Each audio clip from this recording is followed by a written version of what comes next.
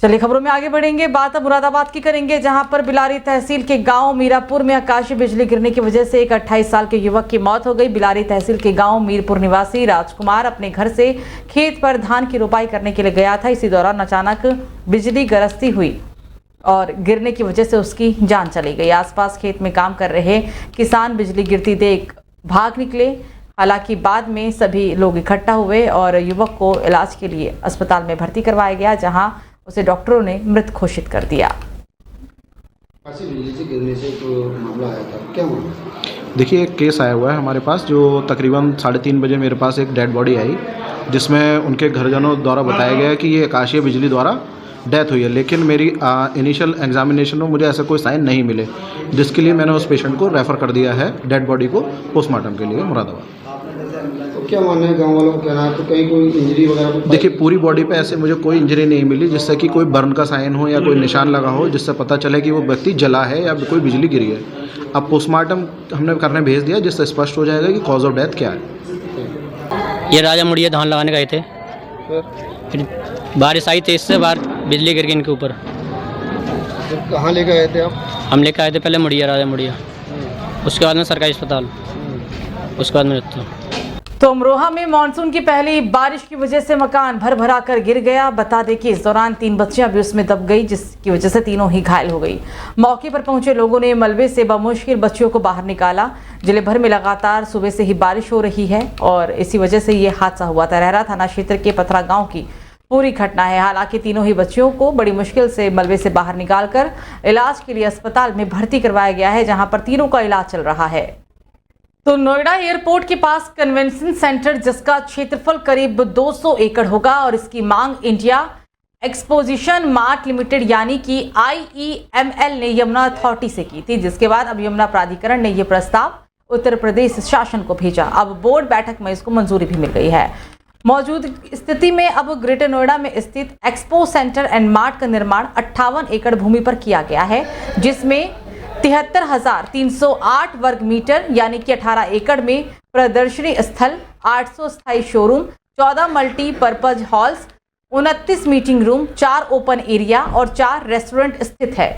यहां wireless lounge, foreign exchange outlet और एक बड़ा कन्वेंशन कम इंटरनेशनल बिजनेस फैसिलिटी सेंटर भी उपलब्ध है। यहां हर साल में करीब 40 से 50 इवेंट्स आयोजित होते हैं। IEML के अध्यक्ष द्वारा दिए गए पत्र में जेवर एयरपोर्ट के पास 200 एकड़ भूमि पर प्रदर्शनी, सम्मेलन और MICE प्रोजेक्ट स्थापित करने का भी प्रस्ताव रखा गया था, जिसमें यमुना प्राधिकरण की इक्विटी प्राप्त करने की अपेक्षा की गई थी। बोर्ड ने इस प्रस्ताव पर सैद्धांतिक सहमति प्रदान करते हुए विजिबिलिटी स्टडी कराने का निर्णय भी लिया और अब फैसला लिया गया है कि नोएडा एयरपोर्ट के पास कन्वेंशन सेंटर, जिसका क्षेत्रफल करीब 700 एकड़ होगा। यमुना प्राधिकरण क्षेत्र में नोएडा इंटरनेशनल एयरपोर्ट और अंतर्राष्ट्रीय फिल्म सिटी की स्थापना भी कर रहा है। एयरपोर्ट साल 2024 से 25 में और फिल्म सिटी साल 2027 तक संचालित हो जाएगी। इन दोनों परियोजनाओं के संचालन से प्राधिकरण क्षेत्र में आयोजित औद्योगिक, वाणिज्य और अन्य गतिविधियों के साथ साथ अंतर्राष्ट्रीय व्यापार में भी वृद्धि होगी। इस स्थिति में प्राधिकरण क्षेत्र में बिजनेस, कॉन्फ्रेंस और एक्सपो के लिए एक उच्च स्तरीय कन्वेंशन सेंटर की भी स्थापना आवश्यक है। यमुना औद्योगिक विकास प्राधिकरण की आज 81वीं बोर्ड बैठक संपन्न हुई, जिसमें 55 प्रस्ताव रखे गए थे। इसमें 10 प्रस्ताव ऐसे थे जो कि दोबारा बनाए गए, क्योंकि उसमें क्लियरिटी नहीं थी तो हमने कल दोबारा बनवाए।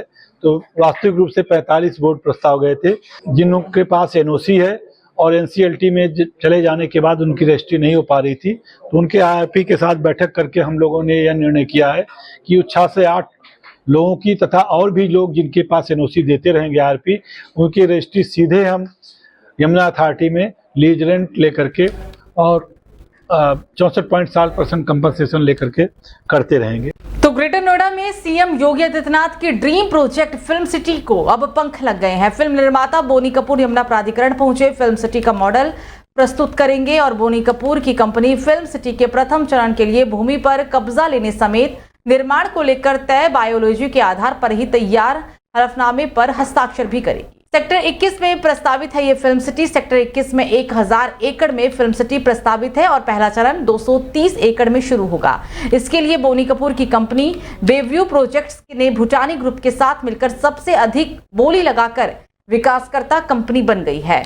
यूपी कैबिनेट से भी कंपनी को आवंटन पत्र जारी किया जा चुका है। फिल्म सिटी के निर्माण को लेकर लंबे समय से प्रक्रिया चल रही है और इसके निर्माण से पहले दुनिया भर की फिल्म सिटी का अध्ययन करने के लिए बोनी कपूर ने कई देशों का दौरा भी किया।